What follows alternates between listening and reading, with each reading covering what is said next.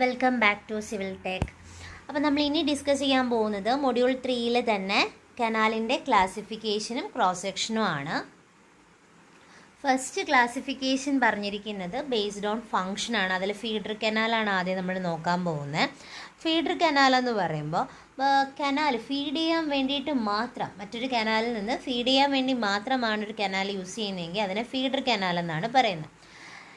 ഇതിൽ അതുപോലെ തന്നെ രണ്ടാമത് പറയുന്ന കാരിയർ കനാലാണ്. കാരിയർ കനാൽ എന്ന് പറയുമ്പോൾ ഫീഡ് ചെയ്യുകയും ചെയ്യും, ക്യാരി ചെയ്യുകയും ചെയ്യും. അത് ഫീഡ് ചെയ്യുകയും ചെയ്യുന്നുണ്ട്, ക്യാരി ചെയ്യുകയും ചെയ്യുന്നുണ്ടെങ്കിൽ അതിന് കാരിയർ കനാലെന്ന്. നെക്സ്റ്റ് കമ്മ്യൂട്ടർ കനാൽ അല്ലെങ്കിൽ നാവിഗേഷണൽ കനാലാണ്. അത് ട്രാൻസ്പോർട്ടേഷൻ, ഗുഡ്സിനെ ട്രാൻസ്പോർട്ട് ചെയ്യുന്ന അല്ലെങ്കിൽ ട്രാൻസ്പോർട്ടേഷൻ പർപ്പസിന് യൂസ് ചെയ്യുന്നതിന് കമ്മ്യൂട്ടർ അല്ലെങ്കിൽ navigational. Then link canal. Link canal എന്ന് പറയുമ്പോൾ രണ്ട് റിവേഴ്സിനെ തമ്മിൽ കണക്ട് ചെയ്യുന്നതിനെയാണ് കനാലിനെയാണ് ലിങ്ക് കനാൽസ് എന്ന് പറയുന്നത്. ഓക്കെ, രണ്ട് റിവേഴ്സിനെ തമ്മിൽ കണക്ട് ചെയ്യുന്നത്. ഇറിഗേഷൻ കനാൽ എന്ന് വെച്ചാൽ നമ്മുടെ അഗ്രികൾച്ചർ പർപ്പസിന് വേണ്ടിയിട്ട് ഇറിഗേറ്റ് ചെയ്യുന്നത്. അപ്പോൾ ഇത്രയാണ് ഫങ്ഷൻസ് ബേസ് ചെയ്ത് പറയുന്നത്. നെക്സ്റ്റ് ഡിസ്ചാർജ് ബേസ് ചെയ്തിട്ടാണ്. ഡിസ്ചാർജ് ബേസ് ചെയ്തിട്ട് നമ്മൾ മെയിനായിട്ട് പറയുന്നത് മെയിൻ കനാലാണ്. ഇതിപ്പോൾ റിവർ ആണെങ്കിൽ റിവറിൽ നിന്ന് നമ്മളൊരു മെയിൻ കനാലായിരിക്കും ആദ്യം കട്ട് ചെയ്തെടുക്കുന്നത്. ഓക്കെ, കട്ട് ചെയ്യുന്നത് മെയിൻ കനാൽ. മെയിൻ കനാലിൽ നിന്ന് ബ്രാഞ്ച് ആയിരിക്കും. ബ്രാഞ്ചിൽ നിന്ന് മേജർ വെട്ടും, അതിനുശേഷം മൈനർ. ചിലപ്പോൾ മേജർ അതിൽ കാണണമെന്നില്ല, അത് മേജറും കാണണമെന്നില്ല, ബ്രാഞ്ചും കാണണമെന്നില്ല.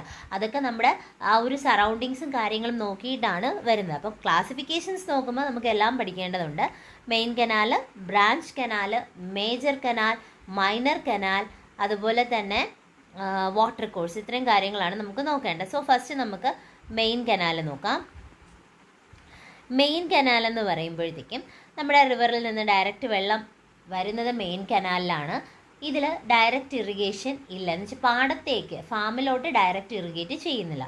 ബ്രാഞ്ച് കനാൽ എന്ന് വെച്ചാൽ മെയിൻ കനാലിൽ നിന്നാണ് വരുന്നത്. 5 ക്യുമെക്കിനേക്കാളും ഗ്രേറ്റർ ആയിരിക്കും ബ്രാഞ്ച് കനാലിലുള്ള ഡിസ്ചാർജ്. ഡയറക്റ്റ് വേണമെങ്കിൽ ഫീൽഡിലോട്ട് ഇറിഗേറ്റ് ചെയ്യാം, ഇറിഗേറ്റ് ചെയ്യാതെയും ഇരിക്കാം. മേജർ ഡിസ്ട്രിബ്യൂട്ടറി എന്ന് പറയുമ്പോൾ ബ്രാഞ്ച് കനാലിൽ നിന്നാണ് നമ്മൾ ടേക്ക് ഓഫ് ചെയ്യുന്നത്. ഡിസ്ചാർജ് 0.25 to 5 ക്യുമെക്കാണ് വരുന്നത്. അതുപോലെ ഡയറക്റ്റ് ഇറിഗേഷൻ ഫാമിലോട്ട് കൊടുക്കുകയും ചെയ്യാം, ഇല്ലാണ്ടും ഇരിക്കാം.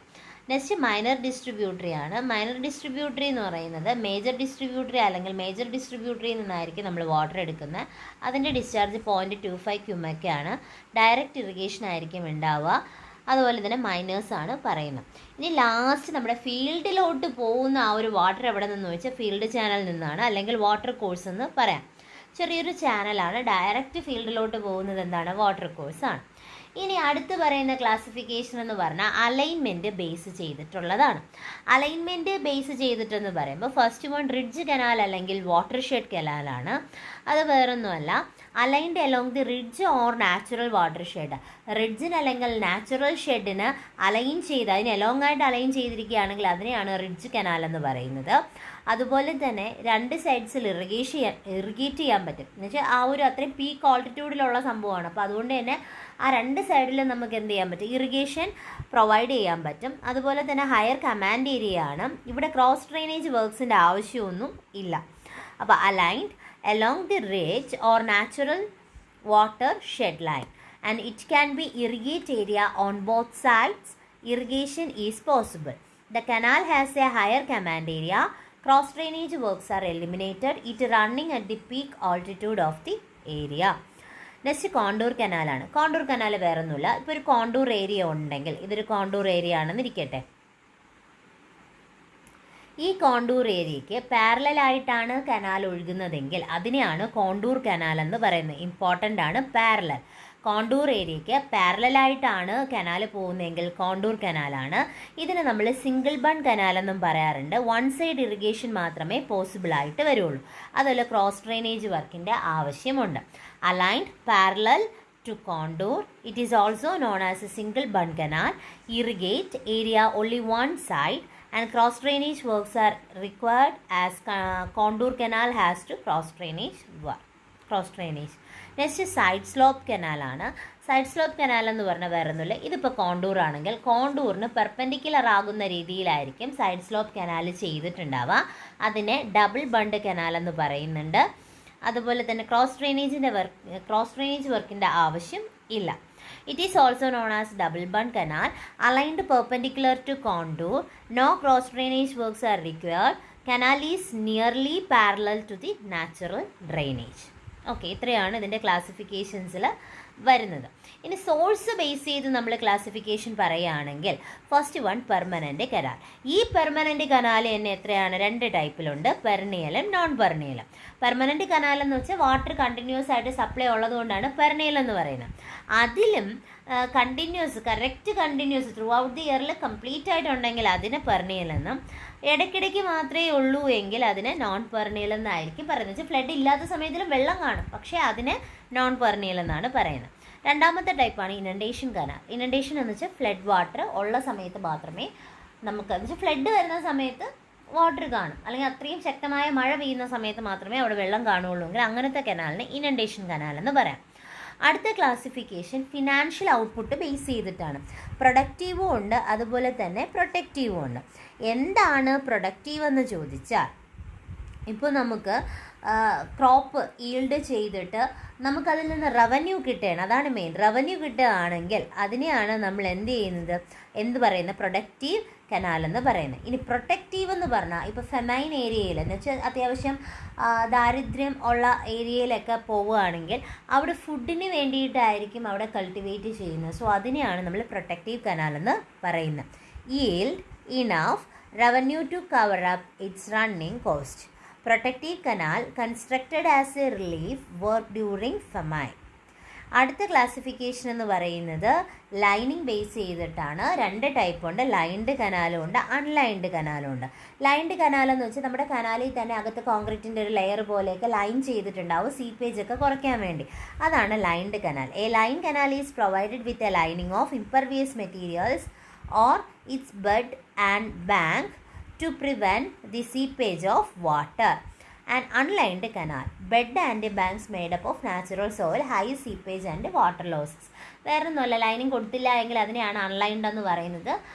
നോർമലി നമ്മൾ നമ്മുടെ എർത്ത് അല്ലെങ്കിൽ സോയിൽ വെച്ച് ചെയ്തേക്കുന്നതെല്ലാം തന്നെ എന്താണ്, നാച്ചുറലി ഉള്ളതാണ് അൺലൈൻഡ് കനാൽ. അവിടെ സീപ്പേജ് ലോസും ഒക്കെ, വാട്ടർ ലോസ് അല്ലെങ്കിൽ വാട്ടറിൻ്റെ വേസ്റ്റേജും ഒക്കെ കൂടുതലായിരിക്കും. ഇത്രയുമാണ് ക്ലാസിഫിക്കേഷനിൽ പറയുന്നത്. ഇനി നമുക്കൊരു ക്രോസ് സെക്ഷൻ കൂടെ നോക്കാം. ഈ ഫിഗർ ഒന്ന് നോക്കാം. ഇത് കനാലിൻ്റെ കട്ടിംഗ് ആണ്, അതുപോലെ തന്നെ ബേമുണ്ട്, ഫുൾ സപ്ലൈ ലെവലുണ്ട്. കുറച്ചുകൂടെ ക്ലിയർ ആയിട്ടുള്ളൊരു ഫിഗർ നമുക്ക് നോക്കാം.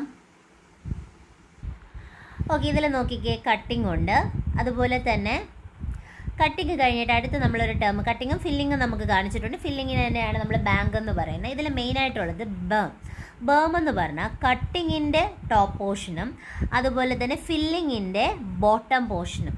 എന്താണ് കട്ടിങ്ങിൻ്റെ ഇത് എന്താ വെച്ചാൽ അതിനിടയിലുള്ളൊരു ഹൊറിസോണ്ടൽ ഡിസ്റ്റൻസ് ആണ്. ഹൊറിസോണ്ടൽ ഡിസ്റ്റൻസ് ബിറ്റ്വീൻ എവിടെയൊക്കെ കട്ടിങ്ങിൻ്റെ ടോപ്പും ഫില്ലിങ്ങിൻ്റെ ബോട്ടവും.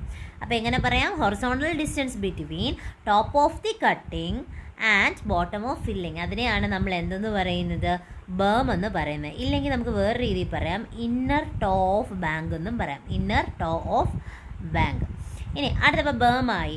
ഇനി ബ്രീച്ച് എന്ന് പറഞ്ഞാൽ വേറൊന്നുമല്ല, ഈ 2 ബാങ്ക്സിന്, കനാലിൻ്റെ 2 ബാങ്ക്സിനിടയിലാണ് ബാങ്ക്സിനിടയിലുള്ള ആ ഒരു ഡിസ്റ്റൻസിനെയാണ് നമ്മൾ എന്തെന്ന് പറയുന്നത്? ബ്രീച്ച് എന്ന് പറയുന്നത്. ബ്രീച്ച്. നെക്സ്റ്റ് പറയുന്ന ബാലൻസിങ് ഡെപ്ത് ആണ്. ബാലൻസിങ് ഡെപ്ത് എന്ന് പറയുമ്പം നമ്മൾ കട്ട് ചെയ്ത എമൗണ്ടും ഫില്ല് ചെയ്ത എമൗണ്ടും ഒക്കെ ഈക്വൽ ആവുന്നതിനെയാണ്, അല്ലെങ്കിൽ ബാലൻസ് ചെയ്ത് വരുന്നതിനെയാണ് ബാലൻസിങ് ഡെപ്ത് എന്ന് പറയുന്നത്. നെക്സ്റ്റ് ഒരു ഇമ്പോർട്ടൻറ്റ് ടേമാണ് ഫ്രീ ബോർഡ് എന്ന് പറയുന്നത്. ഫ്രീ ബോർഡ് എന്ന് പറയുമ്പോൾ അതൊരു ഹൈറ്റ് ഡിഫറൻസ് ആണ് വരുന്നത്, വെർട്ടിക്കലി ഉള്ള ഡിഫറൻസ് ആണ്. ഈ ഒരു ഫുൾ സപ്ലൈ ലെവലും ബാങ്കിൻ്റെ ടോപ്പും തമ്മിലുള്ള വെർട്ടിക്കൽ ഡിസ്റ്റൻസിനെയാണ് നമ്മൾ ഫ്രീ ബോർഡ് എന്ന് പറയുന്നത്. അടുത്ത് പറയുന്നത് ഡവലാണ്. ഇതാണ് ഉദ്ദേശിച്ചിരിക്കുന്നത് ഡവൽ മെയിനായിട്ട് കൊടുക്കാൻ കാരണം നമ്മളെ വെഹിക്കിൾസ് ഒന്നും കനാലിലോട്ട് പോവാതിരിക്കാൻ വേണ്ടി ഒരു പ്രൊട്ടക്ഷൻ മെഷറായിട്ടാണ് നമ്മളിത് പ്രൊവൈഡ് ചെയ്യുന്നത്. ഇതിൻ്റെ സ്ലോപ്പ് എന്ന് പറയുന്നത്, ഇതൊരു സ്ലോപ്പ് നിങ്ങൾക്ക് കാണാം, ഇതെന്ന് പറയുന്നത് 1.5:1 ആണ് വരുന്നത്. പിന്നെ അതുപോലെ ഇവിടെ ഒരു സ്പോയിൽ ബാങ്ക് കാണിച്ചിട്ടുണ്ട്. അതുപോലെ തന്നെ ഒരു ബോറോ പിറ്റും കാണും. വേറെ ഒന്നുമല്ല, നമ്മൾ കട്ട് ചെയ്യുമ്പോഴുള്ള എക്സ്ട്രാ വരുന്ന മണ്ണൊക്കെ എടുത്ത് ഫില്ല് ചെയ്യുന്ന ആ ഒരു സ്ഥലമാണ് സ്പോയിൽ പിറ്റ്. എക്സ്ട്രാ ഒരു കുഴി എടുക്കുകയാണെങ്കിൽ അതിനെയാണ് നമ്മൾ എന്ത് പറയുന്നത്? Borrow pit. സിമ്പിളായിട്ട് പറഞ്ഞാൽ ഈ ഒരു രീതിയിൽ പഠിച്ചു വെച്ചാൽ മതി. ബോറോ പിറ്റ് വരുന്ന സമയത്ത് ഇൻറ്റേർണലും വരും, എക്സ്റ്റേണൽ ബോറോ പിറ്റും വരുന്നുണ്ട്. ഓക്കെ, അപ്പോൾ ഇത്രയും കാര്യങ്ങൾ. പിന്നെ സർവീസ് റോഡ് ഇൻസ്പെക്ഷന് വേണ്ടിയിട്ടൊക്കെ വരാറുണ്ട്. അപ്പോൾ ഇത്രയും കാര്യങ്ങളാണ് ക്രോസ് സെക്ഷനിൽ നിങ്ങൾ അറിഞ്ഞിരിക്കേണ്ടതായിട്ടുള്ളത്.